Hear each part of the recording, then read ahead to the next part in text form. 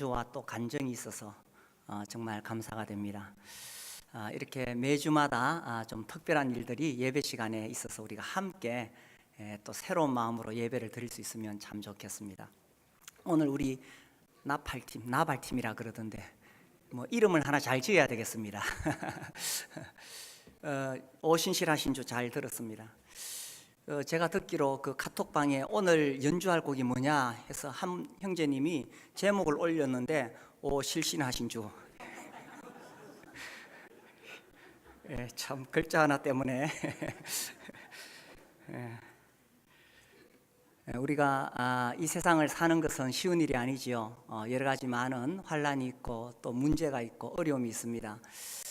그러나 우리에게는 하늘에 계신 아버지께서 우리에게 계시지요.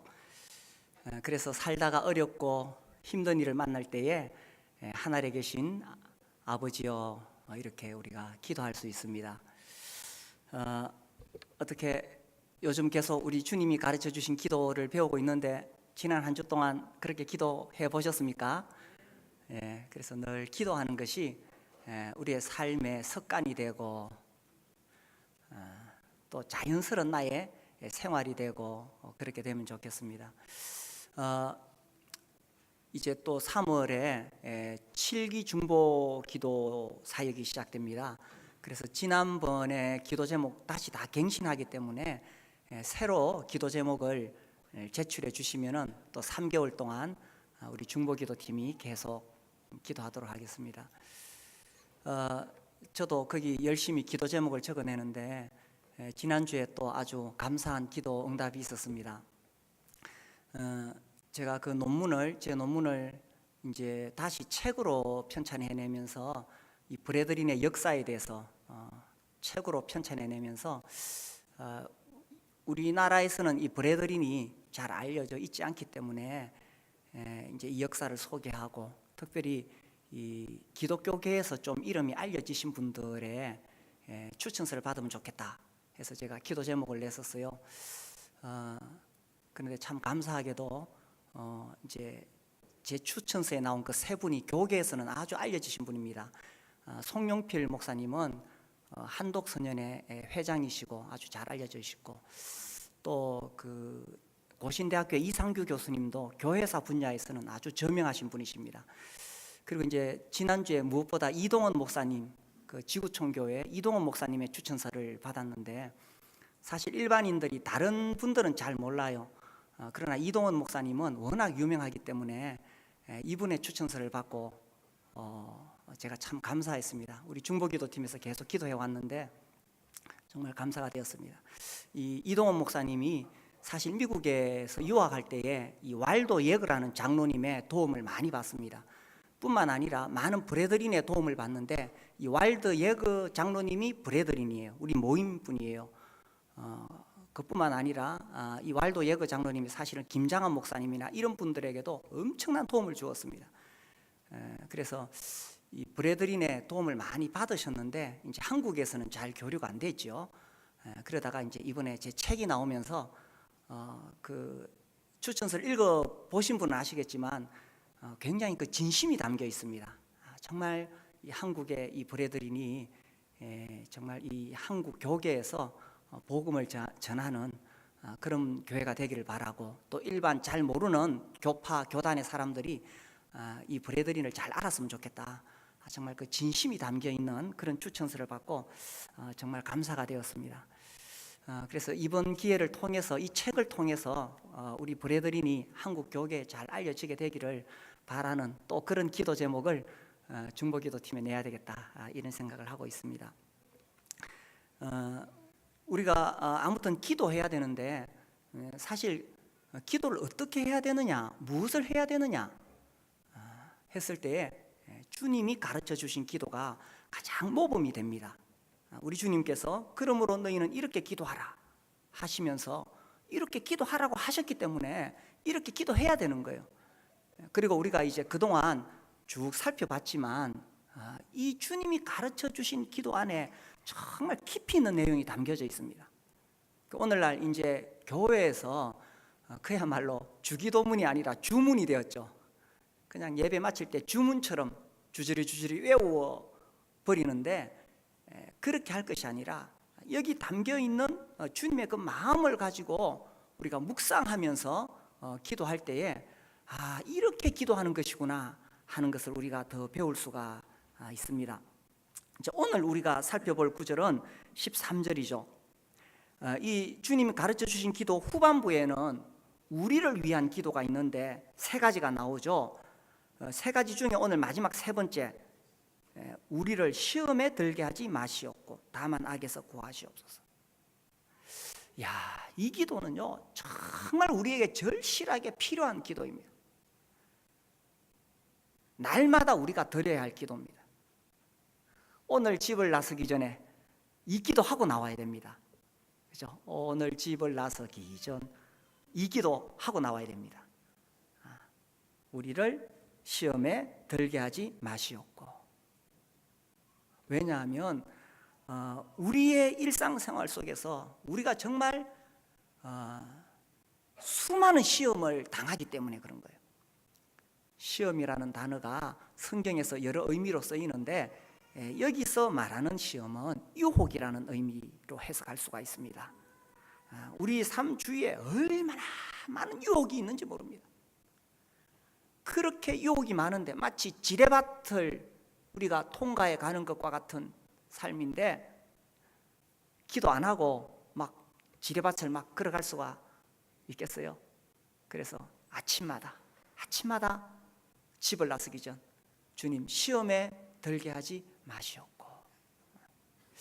이 유혹, 죄의 유혹의 속성이 어떠냐면요, 정말 끈질기다는 것입니다. 제가 이걸 어떻게 설명할 수 있을까 생각하다가 요셉의 경우가 생각이 났어요. 창세기 39장에 보면 요셉 이야기가 나오죠. 이 요셉이 이집트에 노예로 팔려갔습니다. 거기서 이제 보디발의 집에서 이제 그 집안 살림을 다 관리하는 그런 책임을 맡게 되지요. 그런데 그 보디발의 아내가 요셉을 계속 유혹을 합니다. 그 요셉을 유혹해서 이 보디발의 아내가 계속 유혹을 하는데, 그때 요셉이 이렇게 이야기하죠. 39장 9절에 보시면, 이 집에는 나보다 큰 이가 없으며 주인이 아무것도 내게 금하지 아니하였어도 금한 것은 당신뿐이니 당신은 그의 아내임이라. 그런즉 내가 어찌 이 큰 악을 행하여 누구에게입니까? 하나님께 죄를 지으리까. 요셉의 마음에는 사람들은 아무도 모를 수 있어요. 요셉이 나쁜 짓 해도 아무도 모를 수 있어요. 그러나 중요한 것은 하나님께 죄를 지으리까. 그래서 요셉은 이제 우리식으로 말하자면 아침마다 이 기도를 드렸을 거예요. 시험에 들게 하지 마시옵고. 10절 보세요. 여인이 날마다 요셉에게 청하였으나. 이게 죄는요 이렇게 끈질기게 유혹한다는 것입니다. 우리의 일상생활 속에서 그냥 죄가 썩 지나가지 않아요. 끈질기게 유혹합니다. 날마다. 얼마나 요셉이 괴로웠을까요? 한순간 방심하면 넘어갈 수밖에 없는 것입니다. 우리 그리스도인들이 이 악한 세상에 살면서 잠시만 방심해도 넘어갑니다. 나는 괜찮아. 그런 사람 한 사람도 없습니다. 여인이 날마다 요셉에게 청하였으나 요셉이 듣지 아니하여 동침하지 아니할 뿐더러 어떻게 했습니까? 어떻게 했어요? 함께 있지도 아니하니라. 그렇죠. 이게 정말 중요한 거예요. 나는 괜찮아 하고 죄가 유혹하는데 가까이 있다가 아무도 이겨낼 사람이 없다는 것입니다. 요셉은 아예 그 유혹이 있는 그 장소 자체에 가까이 가려고 하지 않았던 거예요. 많은 어리석은 사람들이 이렇게 기도합니다. 사자의 입속에 자기의 머리를 쳐박고 하나님 아버지 물리지 않게 해주십시오. 어떻습니까? 그 기도가 옳은 것입니까? 어때요? 우리가 많은 경우에 그렇게 기도할 수 있다는 거예요. 요셉은 그렇게 하지 않았다는 것입니다. 우리가 이 주님이 가르쳐 주신 기도를 가만히 읽어보면 단순히 하나님께 구하는 것일 뿐만 아니라 항상 하나님 내가 그렇게 살겠습니다 하는 서약의 의미가 들어 있습니다. 이름이 거룩히 여김을 받으시오며, 이렇게 기도할 때는 주님, 내가 주님 이름을 더럽히는 일을 하지 않겠습니다. 그런 서약이 담겨 있는 거예요. 그렇죠? 다 그렇습니다. 그런 서약이 담겨 있는 거예요. 나라가 임하시오며, 기도가 있을 뿐만 아니라 예 주님, 내가 주님의 통치를 받아들이겠습니다. 뜻이 하늘에서 이루어진 것 같이 땅에서도 이루어지이다. 이것은 구하는 기도일 뿐만 아니라 예 주님, 내가 주님의 뜻에 굴복하며 살겠습니다. 다 이 서약이 담겨 있어요. 그래서 시험에 들게 하지 마시옵고, 여기 기도에도 예 주님, 내가 시험에 드는 그런 장소에 가지 않겠습니다. 그런 일을 하지 않겠습니다. 이런 서약이 담겨져 있다는 거예요. 그래서 요셉은 그는 정말 하나님을 두려워했기 때문에, 하나님께 죄를 짓지 않으려고 했기 때문에 함께 있지도 아니하였다, 이렇게 하는 것입니다. 그리고 이제 이 12절에 보니까 그 여인이 그의 옷을 잡고 이르되 나와 동침하자. 그러나 요셉이 자기의 옷을 그 여인의 손에 버려두고 밖으로 나가네. 그 여인이 딱 옷을 잡으니까 그 순간 아이고 왜 이러십니까? 이렇게 지금 이 상식적으로 대화를 하려고 하지 않았어요. 왜냐하면 그렇게 하다가 자기도 모르게 유혹에 넘어갈 수가 있는 거예요. 그러니까 옷을 막 벗어 던지고 도망을 나왔는 거예요. 이게 지혜로운 것이에요. 여기 중요한 건 뭐냐 하면 죄는 이와 같이 끈질기게 유혹하고 은밀하게 유혹한다는 것입니다. 요셉이 그 집에 들어갔을 때 우리가 방금 그 앞절에 보면 읽지 않았는데 그 집에 아무도 없었어요. 사람이. 아마 그 여인이 그 집 사람들을 다 내어보냈겠죠. 그래서 죄는 은밀하게 우리를 유혹한다는 것입니다. 그런데 우리 어느 누구도 이 죄에 대해서 아이 나는 괜찮아, 그런 사람 한 사람도 없습니다. 저뿐만 아니라 여기 계신 분들 한 사람도 없습니다. 우리가 나 자신의 연약함을 알아야 돼요. 그래서 우리가 이렇게 기도하지 않을 수가 없어요. 아침에 나올 때 이 기도 안 하고 나오면 안 되는 거예요. 주님, 오늘 하루도 시험에 들게 하지 마시옵고. 이 기도 안 하다가 실패한 사람 다윗이죠. 다윗은 정말 훌륭한 사람입니다. 정말 하나님의 마음에 합한 사람이었지만 그의 인생에 흑역사가 있죠. 사무엘하 11장에 보면은 참 부끄러운 역사가 기록되어 있습니다. 이 다윗이 밧세바, 우리아의 아내 밧세바를 취하죠. 11장 2절에 보면 저녁 때에 다윗이 그의 침상에서 일어나 왕궁 옥상에서 거닐다가 그곳에서 보니 한 여인이 목욕을 하는데 심히 아름다워 보이는지라. 자, 여기서 우리가 또 죄의 속성을 알 수 있는데, 다윗이 유혹을 받을 때에 무엇을 통해서 유혹을 받았습니까? 1번 눈, 2번 코, 3번 입. 뭡니까? 제 질문은 항상 쉽습니다. 뭐지요? 눈입니다. 많은 경우에 우리가 눈을 통해서 죄의 유혹을 받습니다. 그래서 이 다윗이 그곳에서 보니 한 여인이 목욕을 하는데 심히 아름다워 보이는지라. 실제로 이 밧세바라는 여인이 얼마나 아름다웠는지는 잘 모르겠어요. 그런데 제가 이렇게 경험해 보니까 실제로 그 여인이 얼마나 아름다웠는지는 모르지만 죄가 나를 유혹할 때는 아름답게 보이는 거예요. 실제 사물보다 훨씬 더 강한 유혹이 오기 때문에 아름다워 보이는 거예요. 그래서 나중에 시간 지나 보면 뭐 별로 그렇지도 않았어. 그런데 유혹이 강하게 올 때는 그 순간에는 그게 굉장히 좋아 보이고 귀해 보이고 내가 저걸 꼭 가지고 싶다. 이게 유혹이라는 거예요. 그래서 이런 유혹에 누구나 빠질 수 있기 때문에 우리가 이 기도를 하고 나와야 되는 거예요. 그래서 그 위대한 다윗도 이런 한순간의 실수로 말미암아 나중에 노년에 얼마나 비참한 대가를 치러야 됩니까? 자기 자녀들 간에 성폭행 사건이 일어나죠. 자식이 자식을 죽이는 사건이 일어나죠. 자식이 반란을 일으켜가지고 왕궁에서 쫓겨나는 일이 나죠. 그래서 얼마나 큰 대가를 치릅니까? 죄는요 이렇게 은밀하고 끈질기게 눈을 통해서 유혹하는데 한번 넘어지면 그 대가는 너무 엄청나다는 것입니다. 그래서 우리가 정말 그 유혹에 빠지지 않도록 시험에 들게 하지 마시옵고, 아침마다 이 기도할 때에 정말 우리의 마음을 간절하게 하지 않을 수가 없다는 거예요. 근데 이 다윗이 왜 이런 죄를 저질렀느냐, 그 11장 1절에 보면 그 해가 돌아와 왕들이 출전할 때가 되매, 이 당시는 이제 이 왕들이 전쟁을 해요. 그런 시기가 왔어요. 아마 우리식으로 따지자면 한 봄이 되면 그렇게 한 것 같아요. 그래서 다윗이 그 부하들은 다, 군대는 다 이 전쟁터에 보내고 다윗은 예루살렘에 그대로 있더라. 이게 문제였죠. 언제 죄의 유혹에 빠지느냐, 다윗이 왕들의 출전할 때에 자기도 왕으로서 마땅히 군대를 이끌고 나가서 싸워야 됐어요. 그런데 군대 싸우러 안 나가고 그 왕궁에 편안하게 있다가 저물 때 낮잠 잤는 거예요. 저물 때 쓱 일어나서 보니까 죄의 유혹에 빠지는 거죠. 그래서요, 우리가 언제 이 죄의 유혹에 빠질 수 있느냐, 시간의 여유가 많을 때에, 돈 좀 있을 때에, 내 나름대로 어떤 그 영향력이 있을 때에, 먹고 사는데 너무 바쁠 때는 차라리 죄의 유혹에 빠지지 않을 수 있습니다. 그죠?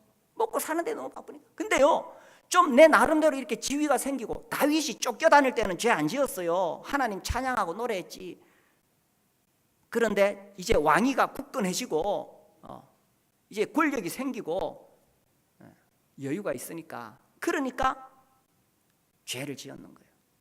그래서 우리 가운데 야, 지금 내가 살아가는데 참 모든 게 다 평안하다라고 생각한다면 더 간절하게 기도해야 됩니다. 시험에 들게 하지 마시옵고. 이 다윗은, 하나님께서 다윗을 그렇게 왕으로 세우셔서 그에게 권력과 부귀영화 주신 것은 그거 다 누리면서 죄 짓고 남의 아내 빼앗아오라고 주신 거 아니에요. 왕들의 출전할 때 그는 나가서 싸웠어야 되는 거예요. 우리가 일상생활 속에 이제 다 안정이 되고 아무 문제 없는 거, 내가 그 편안히 앉아서 죄 지라고 주신 거 아니에요. 하나님 우리에게 사명을 주셨죠. 영혼 구원하여 제자 삼는 사명을 주셨는데, 지금 내가 살아가는 게 너무 안락하니까 그 사명 잃어버리면 죄 짓습니다.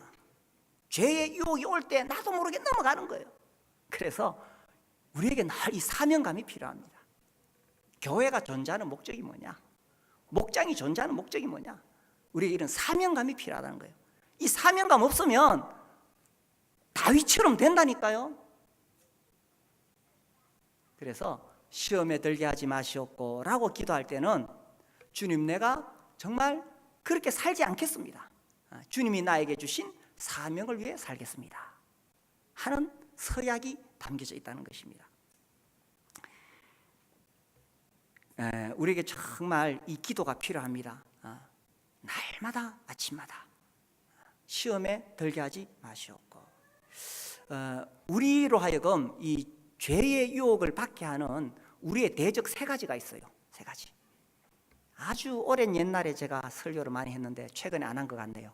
혹시 이 세 가지가 뭔지 압니까? 첫 번째, 죄의 유혹을 받는 첫 번째는 우리가 육신을 입고 있기 때문에, 육신.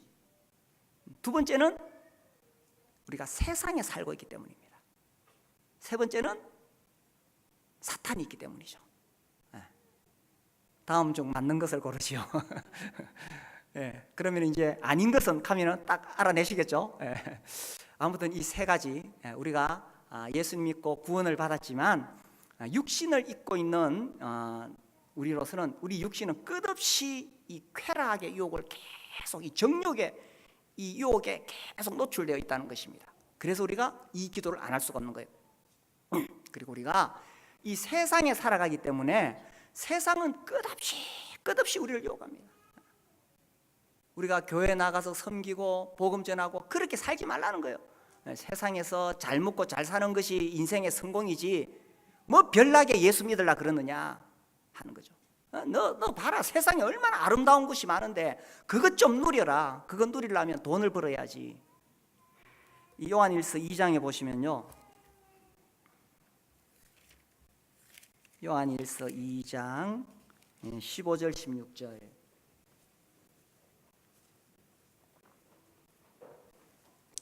요한일서 2장 15절 16절을 우리 같이 한번 읽어볼까요? 시작. 이 세상이나 세상에 있는 것들을 사랑하지 말라. 누구든지 세상을 사랑하면 아버지의 사랑이 그 안에 있지 아니하니 이는 세상에 있는 모든 것이 육신의 정욕과 안목의 정욕과 이생의 자랑이니 다 아버지께로부터 온 것이 아니요 세상으로부터 온 것이라. 사실 우리의 삶의 대부분은 세상에서 살아갑니다. 우리가 주일날은 이렇게 교회에 모이지만 대부분 월화수목금토 다 세상에서 살아가는데 우리도 모르게 그 세상에 있는 것이 좋아 보이는 거예요. 육신의 정욕, 안목의 정욕, 이생의 자랑. 나도 남들 못지않게 좋은 집에서 살고 싶고, 남들 못지않게 좋은 차를 타고 싶고, 남들 못지않게 좋은 옷을 입고 싶고, 내 자식도 남들 못지않게 그런 어떤 세상적인 성공을 시키고 싶고, 우리 다 세상에 살면 나도 모르게 그런 세상의 가치관에 휩쓸릴 수밖에 없는 거예요. 안 그래요? 사실 우리가요, 뭐 여름 수양회 하면서 한 3일 동안 막 우리끼리만 막 모여 있으면 별로 세상의 유혹을 별로 생각을 안 할 수 있죠. 그런데 우리의 생활의 대부분은 다 세상에서 살아갑니다. 그런데 세상 사람들 만나보세요. 그들의 신이 뭡니까? 그들이 섬기는 신이 뭐예요? 돈입니다. 그러니까 우리도 모르는 사이에 마치 돈이 인생의 성공인 것처럼 그렇게 생각할 수 있다는 거예요. 나도 모르게 그런 것이 자꾸 들어오니까 심각한 문제는 그런 생각들이 교회에도 들어올 수 있다는 거예요.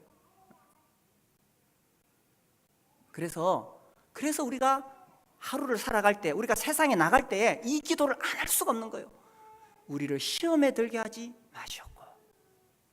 이제 이 기도 안 하고 나갈 수 있겠어요? 나는 괜찮아. 아무도 없습니다. 우리는 연약하기 때문에 정말 이 기도를 안 할 수가 없습니다. 이 죄는 조금씩 파고 들어와서 결국 나를 지배하게 되는 것입니다.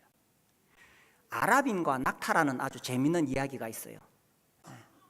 이 아랍 사람이 이제 낙타를 데리고 여행을 하다가 사막에서 이제 밤이 되니까 천막을 쳤어요. 막 찬바람이 불어오기 시작하니까 이 낙타 주인은 천막 안에 들어가 가지고 거기서 이제 아늑하게 바람을 피하고 있는데 밖에서 낙타가 주인님 밖에 너무 추운데 내가 다른 거는 다 견디겠는데 코가 시려워서 도저히 못 견디겠습니다. 내 코 좀 주인님의 그 천막 안에 집어넣으면 안 될까요? 그래 주인이 그래라. 코를 싹 집어넣습니다. 그 다음에 또 조금 있다가 낙타가 주인님 밖에 내가 찬바람에 다른 거는 견디겠는데 머리가 너무 시려우니까 머리 좀 텐트 안에 집어넣으면 안 됩니까? 주인이 그래라. 뭐 추운데 어쩌겠느냐. 머리를 집어넣었어요. 조금 있으니까 뭐라 그랬을까요? 주인님 내 몸통이 너무 추워요. 내 몸통 좀 넣으면 안 될까요? 그래라. 주인님 내 엉덩이하고 뒷발이 너무 시려워요. 좀 집어넣으면 안 될까요? 그래라. 낙타가 텐트 안에 다 들어왔어요. 텐트가 꽉 찼어요. 비좁아요. 낙타가 뭐라 그랬게요? 주인님 비좁으니 좀 나가주시면 안 될까요? 죄가 이렇게 하는 것입니다. 처음에는 죄가 코만 싹 들이미는 거예요. 우리는 그때 이 무방비 상태로 받아들일 수 있습니다. 그런데 이 죄가 점점 들어와서 나를 장악하게 되고 나를 지배하려고 하는 거예요. 그래서 우리가 아예 낙타가 코를 드밀지 못하도록 이렇게 기도하는 겁니다. 우리를 시험에 들게 하지 마시옵고. 우리 한번 해볼까요? 시작. 우리를 시험에 들게 하지 마시옵고. 정말 아침마다 이 기도 안 하고 하루 시작할 수가 없는 거예요. 그 다음에 다만 악에서 구하시옵소서. 그렇죠. 사탄이 있다는 것입니다. 여기 악에 대한 개념을 어떻게 해석할 수 있느냐?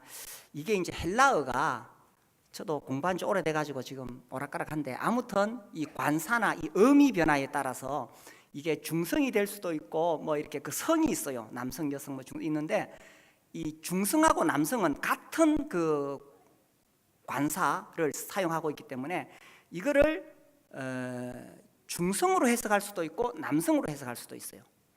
그래서 이 악을 중성으로 해석하면 그냥 악이고 악한 것이 되고, 남성으로 해석하면 악한 자, 어떤 인격체가 됩니다. 근데 이제 대부분의 학자들은 이것을 이 악한 자, 그럼 결국 마귀다, 사탄이다, 이렇게 해석합니다. 저도 거기에 동의를 합니다. 왜냐하면 실제로 우리를 유혹하는 그 실체는 뒤에 숨어있는 사탄이라는 거예요.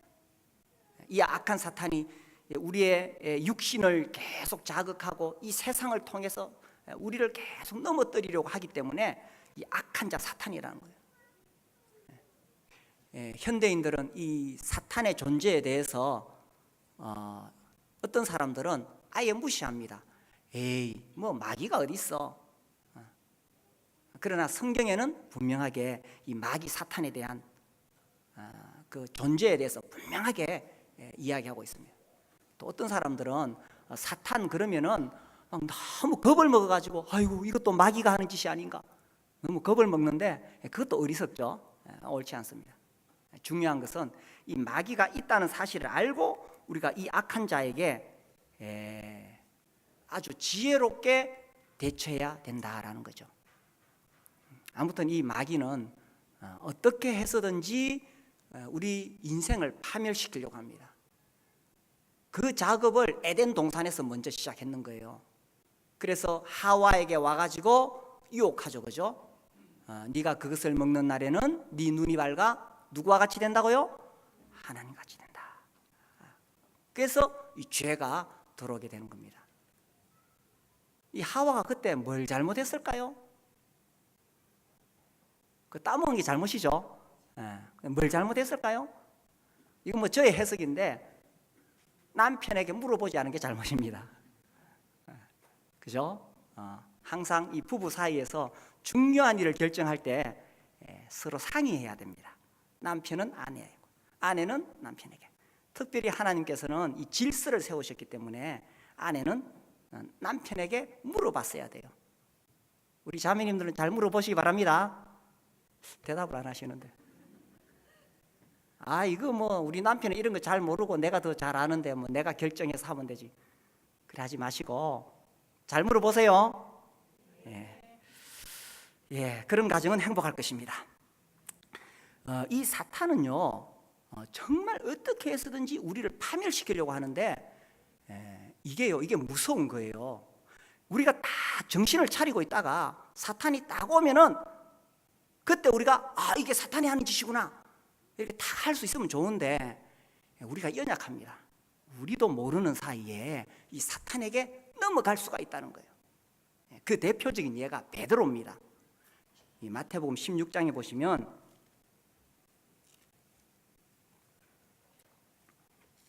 마태복음 16장 16절은 베드로의 유명한 신앙 고백이 나옵니다. 예수님이 너희는 나를 누구라 하느냐 하고 물으셨을 때에 베드로가 이렇게 대답하죠. 주는 그리스도시요 살아계신 하나님의 아들이십니다. 이게 정말 놀라운 고백입니다. 그렇게 고백했을 때 예수님께서 바요나 시몬아, 네가 복이 있도다. 어째 그걸 알았노? 이건 네가 똑똑해서 알게 된 것이 아니고 하늘에 계신 내 아버지께서 너에게 계시를 내려주셔서 깨달은 것이다. 우리식으로 표현하면 네가 정말 성령의 충만함을 입어서 그런 지혜를 얻었구나, 그런 의미죠. 그래서 예수님으로부터 칭찬을 막 받았습니다. 그죠? 엄청난 칭찬을 받았습니다. 베드로가 지금 영적으로 업되어 있습니다. 최고로 쫙 올라가 있는데, 이때 이 21절에 보니까 예수님께서 이제 제자들에게 그런 말씀을 하시죠. 예수님이 이제 예루살렘에 올라가면 붙잡혀서 십자가에 고난을 받고 죽는다, 이걸 제자들에게 이야기하십니다. 그때 22절 보세요. 베드로가 예수를 붙들고 항변하여 이르되 주여 그리 마옵소서 이 일이 결코 죽게 미치지 아니하리이다. 베드로가 아이고 주님 어떻게 십자가에 죽을 수가 있습니까? 아이고 그런 일이 있어서는 안 됩니다. 23절 예수께서 돌이키시며 베드로에게 이르시되 뭐라고 하셨어요? 사탄아 내 뒤로 물러. 아니 조금 전만 하더라도 이 베드로는 영적으로 쫙 고조되어 있었는데 어떻게 이렇게 한순간에 사탄에게 넘어갈 수가 있을까요? 이게 우리 인간의 연약함이라는 것입니다. 우리가 어느 누구도 나는 지금 영적으로 충만해, 나는 정말 지금 성령 충만함을 받고 있어, 그러나 선줄로 생각하는 자는 뭐라고요? 넘어질까 조심하라. 나는 아니야 라고 말할 수 있는 사람 아무도 없습니다. 아무도 없습니다. 제가 왜 이렇게 큰 소리 칠 수 있느냐? 저도 수없이 경험했습니다. 내가 정말 영적으로 최고조에 가 있는데 한순간 탁 넘어집니다. 그래서 우리가 이 기도를 안 할 수가 없는 거예요. 다만 악에서 구하시옵소서. 사탄이 정말 교묘하게 찾아와가지고 영적으로 충만한 사람도 한순간에 넘어뜨리는 거예요. 그러니 이 기도 안 할 수 있겠어요? 다만 악에서 구하시옵소서. 자, 여기 생각해 봅시다. 사실 베드로가 이렇게 말한 것이 뭐 그렇게 큰 문제이기에 우리 주님이 사탄아 물러가라고 하셨을까요? 아니 선생님이 지금 예루살렘에 올라가서 십자가에 못 박혀 죽는다 그러는데 예 선생님 잘 죽으십시오. 이게 더 이상한 거 아닙니까? 가만히 있는 게 이상한 거 아닙니까? 말리지 않는 게 이상한 거 아닙니까? 나만 이상한가? 이상하죠? 말려야 되잖아요. 아이고 선생님 어떻게 그런 일이 있을 수 있습니까? 아이고 그래서 안 됩니다. 가만히 있는 다른 제자들이 이상하지. 말려야 되잖아요. 그런데 그렇게 말린 것이 사탄이 하는 짓이었다는 거예요. 이게요 무서운 겁니다. 우리가 아무리 좋은 마음으로 하더라도 자기 의로 뭔가를 했을 때 그 사탄이 하는 거예요. 우리가 아무리 좋은 의도로 뭔가 교회에서 일하고 싶어도 자기 열심으로 했을 때 그 사탄이 하는 거예요. 최근에 어떤 교회에 굉장히 어려움이 있는 교회가 있어요. 그 정말 제가 뭐 다른 교회 위해서 기도 안 하는데 제가 그 교회를 위해서 기도합니다. 막 양쪽이 막 갈라져 가지고 싸우고 있어요. 그런데 양쪽 다 왜 교회 어려움이 있으면 왜 싸울까요? 교회에 어떤 갈등이 있고 어려움이 있으면 왜 싸울까요? 안 싸워봐서 모르죠. 네, 우리 교회 참 좋은 교회입니다. 안 싸워봐서 모르죠. 왜 싸우느냐? 교회를 사랑하니까 싸우는 겁니다. 이해되십니까? 이쪽도 교회를 너무 사랑하고 이쪽도 교회를 너무 사랑하고 아이고, 교회가 잘못된 길로 가서는 안 되지. 내가 나서서 지켜야지. 내가 가만히 있으면 안 되지. 내가 교회를 지켜야지. 교회를 사랑해서 갈등이 생기고 싸움이 일어나는 겁니다. 그런데 교회를 사랑하는데 그것이 자기 의로 자기 열심으로 사랑하는 것은 사탄이 하는 거예요. 이 베드로가 예수님 그리 마옵소서 말리는 거 이거 당연한 거잖아요. 그런데 그것이 자기 의였다는 거예요. 자기 열심이었다는 거예요. 주님의 뜻을 헤아리지 못했다는 거예요. 그래서요 우리가 교회에서 어떤 일을 할 때도 조심해야 돼요. 나도 모르게 사탄에게 넘어갈 수 있어요. 나는 정말 이게 옳은 거라고 막 핏대를 올리고 큰 소리 쳤는데 사탄에게 넘어갈 수 있는 거예요. 그래서 우리가 다만 악에서 구하시옵소서 이렇게 기도하지 않을 수가 없다는 것입니다. 말씀드렸듯이 우리가 살아가는 동안에 우리의 육신과 이 세상과 사탄, 특별히 사탄이 끝없이 우리를 넘어뜨리려고 하는 거예요. 우리를 한번 넘어뜨리기만 하면은 그러면 주님의 이름이 더럽혀지니까 이 요셉을 어떻게든 넘어뜨리려고 하는 거예요. 요셉이 넘어지면 하나님의 위대한 계획이, 요셉을 통해서 이루고자 하시는 하나님의 위대한 계획이 어떻게 되겠어요? 그러니까 끈질기게 요셉 넘어뜨리려고 하는 거예요. 이 베드로를 통해서 어떻게 해서든지 주님의 일을 막으라는 거예요. 그래서 이 사탄은 집요하게, 은밀하게, 정말 하나님의 놀라운 뜻이 이루어지는 것을 막으려고, 심지어 그 마음속에 정말 그 의로운 마음, 좋은 마음, 그러나 매우 인간적인 마음, 그것을 집어넣어서라도 어떻게 해서든지 이간질시키고 분열시키고 갈등이 일어나게 하고 넘어뜨리게 하려는 거예요.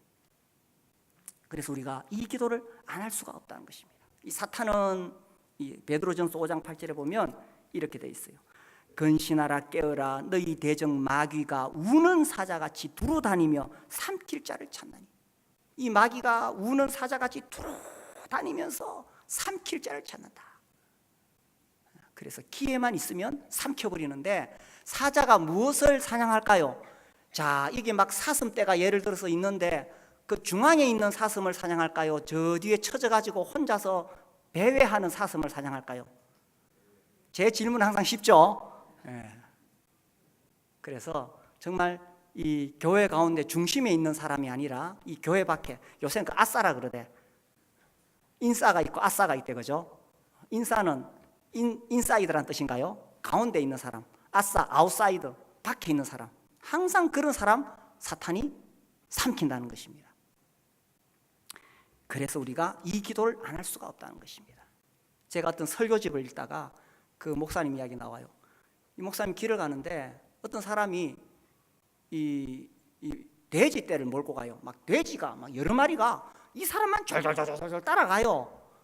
돼지를 몰고 가는 거 쉬운 일이 아니거든요. 뒤에서 회초리로 몰라야 되는데 이 사람은 힘도 안 들이고 그 돼지떼를 잘 몰고 가고, 돼지떼가 막 이 사람 따라가요. 가만히 보니까 뭐 하느냐면 이 사람이 콩을 한 바구니 딱 들고는 콩을 톡톡 떨어뜨리는 거예요. 그러니까 돼지가 앞뒤 안 돌아보고 고개 쳐박고 바닥에 떨어진 콩 그거 주우면서 어디로 가고 있을까요?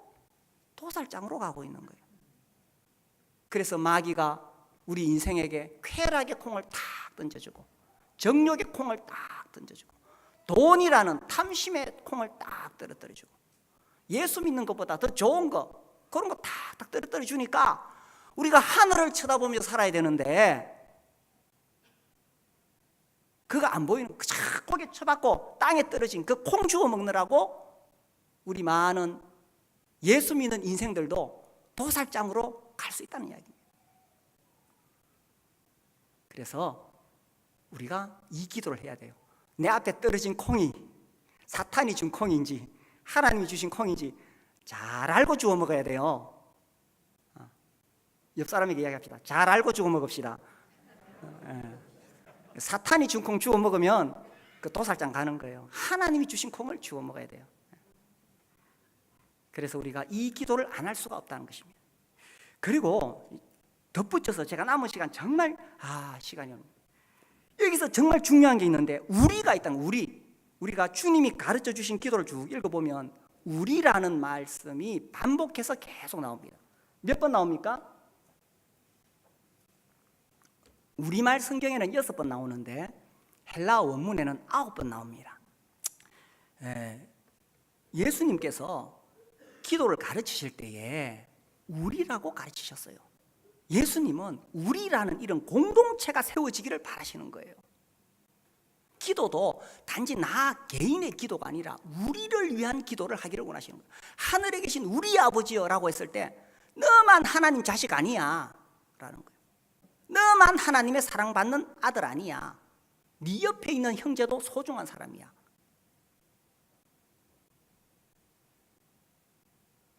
그러니 내 옆에 앉아있는 형제 자매는 하나님의 자녀, 존귀한 사람입니다. 너만 하나님 자녀 아니라는 거예요. 그 다음에 뭐죠? 우리에게 일용할 양식을 주시옵고, 너만 배불러서 될 문제가 아니야. 너 배부르다고 다른 사람들 뭐 무시하고 그러면 안 돼. 우리에게 일용할 양식을 달라는 것입니다. 우리에게. 그래서 우리 공동체를 세우, 우리가 우리에게 죄 지은 자를 사하여 준 것 같이 공동체를 세울 때 매우 중요한 건 서로에 대한 용서가 필요하다는 것입니다. 우리가 지난주에 이 말씀 봤죠? 오늘 집을 나서기 전 기도했나요?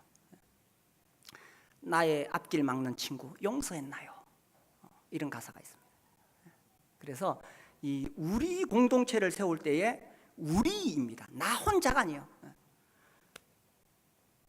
우리 죄를 사하여 주시옵고 나만 죄 사함 받으면 안 돼요. 이게 이제 저 나이 위로는 우리라는 말이 아주 이렇게 익숙합니다. 그죠? 나의 집 안 그러고 우리 집이라 그래요. 그죠? 외국 사람 들으면 이해 안 되겠죠? 내 아내를 안 그러고 우리 아내라 그래요. 큰일 날 말이죠. 그런데 사실은 이 우리, 예수님이 우리라고 했을 때는 정말 우리라는 공동체를 세우기를 원하시던 거예요. 그래서 공동체 안에 죄가 들어왔을 때에 그 사람만의 문제가 아니라 우리 모두의 문제가 된다는 것입니다. 아간이 범죄했을 때에 그게 읽어보면 온 이스라엘로 범죄케 하였도다. 여호수아가 그렇게 이야기합니다. 아간이 죄를 지었는데 왜 온 이스라엘이 죄를 지은 거예요? 이게 우리라는 공동체를 하나님 세우기를 원하시는 거예요. 그래서 우리가 신앙생활 하는 것은 나 혼자 뭐 하나님 앞에 깨어있고 예배드리고 뭐 교회 나올 필요 있나? 집에서 하면 되지. 그런 사람들 가나안 성도라 그러는데 그 매우 어리석고 주님의 뜻에서 떠나 있는 것입니다. 주님은 우리라는 공동체를 세우기 원하지 나 혼자 뭐 어디 가가지고 수도사 돼가지고 신령하게 살아가는 것이 주님의 뜻이 절대로 아니라는 것입니다. 왜 그렇게 하셨을까요? 내 혼자 잘 섬기면 되지 왜 굳이 주님이 교회라는 공동체, 목장이라는 공동체를 세우기를 원하셨을까요? 왜 그럴까요? 제 질문은 항상 쉽습니다. 내 혼자 안 되기 때문에 그런 거예요. 내 혼자 아무리 돌을 닦아도 내 혼자 신령해지는 것은 한계가 있고 결국 잘못된 길로 빠진다는 거예요. 혼자 있으면 자기도 모르게 잘못된 길로 빠진다는 거예요. 그래서 우리에게 교회가 필요하고 또 목장이 필요하다는 것입니다. 그래서 우리가 목장을 통해서 함께 모여서 서로를 붙잡아주고 함께 신앙생활을 하면서 주님을 따라가는 거예요. 여기 우리라고 했을 때 우리의 범위가 뭐냐? 물론 이 우리의 범위가 크면 좋겠죠. 하나님 이 전 세계에 있는 그리스도인들이 들에게 뭐 일용할 양식을 주시옵고 이거 뭐 좋은 겁니다. 그런데 그것은 매우 관념적인 기도, 무책임한 기도입니다. 여기서 말하는 우리는 내가 책임질 수 있는 범위를 이야기하는 거예요. 물론 우리 교회를 위해서 주님 우리 교회에 일용할 양식을 주시옵고 아주 기도 잘하는 겁니다. 그러나 그 어떤 면에서 관념적인 기도입니다. 구체적으로 우리라고 했을 때 우리 목장을 이야기해요. 우리 목장 식구들 매주 만나면서 그들의 얼굴을 떠올리면서 혹시 우리 목장 식구 중에 일용할 양식이 없는 사람이 있는가? 우리 목장을 이야기하는 거예요. 그래서 우리 이 기도를 드릴 때에 나만 생각하지 마시고 우리 목장 식구들 얼굴을 떠올리면서 우리 목장 식구에 일용할 양식을 주시옵고 하늘에 계신 우리 아버지요 그렇게 우리 시험에 들게 하지 마시옵고 했을 때에 우리 목장 식구들 시험에 들게 하지 마시옵고 우리라는 거예요. 어떤 면에서 이제 교회에서 하는 역할이 많으면 책임이 더 큽니다. 저는 우리 거의 매일 목장 쭉 돌아가면서 목장 식구들 얼굴을 떠올리면서 기도합니다. 그때 저에게는 단지 한 목장이 아니라 교회 전체가 됩니다. 그래서 또 우리 성도님들 중에서 정말 내가 이 우리의 범위를 넓히고 싶다 하면은 막연히 우리 교회를 위해서 이렇게 기도하지 마시고 한 사람 한 사람 얼굴을 떠올리면서 이게 우리의 개념이에요. 내가 책임질 수 있는 범위, 내가 그 한 사람 한 사람 정말 가슴으로 안을 수 있는 사람, 이 우리의 범위예요. 그래서 뭐 대한민국에 있는 그리스도인 다 품으면 좋지만 사실 불가능한 일입니다. 어디냐? 저는 목장이라고 생각합니다. 그래서 우리 목장 식구들, 그래서 우리가 함께 서로 격려하고 붙잡아주고 그렇게 하는 거예요. 신앙은 절대로 나 개인, 나 혼자 뭐 영적으로 신령하고 뭐 깨달았고 이런 거 아닙니다. 이 제가 그 책을 보다가 성화에 관한 책들이 많이 나오더라고요. 근데 그 책을 읽어보면서 제가 느끼는 것이 그 저자나 혹은 그 책을 번역한 사람들이 마치 자기가 뭐 대단한 거 깨달은 것처럼 막 자기의 원리가 대단한 것처럼 이야기하는데, 성화는 어떤 원리를 깨달은 게 성화된 게 아닙니다. 실제로 그렇게 사는 게 중요하지. 그리고 이 성경에 나오는 성화의 원리는 사실 딱 한 가지로 설명하기 어렵습니다. 개혁주의 편에서의 그런 어떤 성화의 원리가 있고, 웨슬리파의 어떤 성화의 원리가 있고, 또 뭐 그 뒤에 나중에 발전해서 뭐 캐직 사경에 이런 게 있어요. 그쪽에서도 성화를 굉장히 강조합니다. 뭐 그거 뭐 많이 있습니다. 우리 브래드린이 또 주장하는 성화의 원리가 많이 있습니다. 그거를 깨달은 것이 중요한 게 아니라 실제로 그렇게 살아가는데 어떻게 그것을 경험할 수 있느냐? 목장에서, 특별히 목자가 되면서 그것을 경험할 수가 있는 거예요. 제가 지난주에 이 어떤 목자의 간증을 들으면서, 이 목자가 어른이 17명 열심히 전도해서 어른 17명을 모았습니다. 어린이 21명 모아가지고 목장하는 거예요. 너무 많아서 이제 분가하려고 그럽니다. 별로 안 놀라시는데 어른 17명이 모였다. 어떨까요? 어제 저녁에 우리 집에 우리 청년들 16명 모였는데 뭐 그거까지는 괜찮아요. 어린이가 21명 모였다. 어떨까요?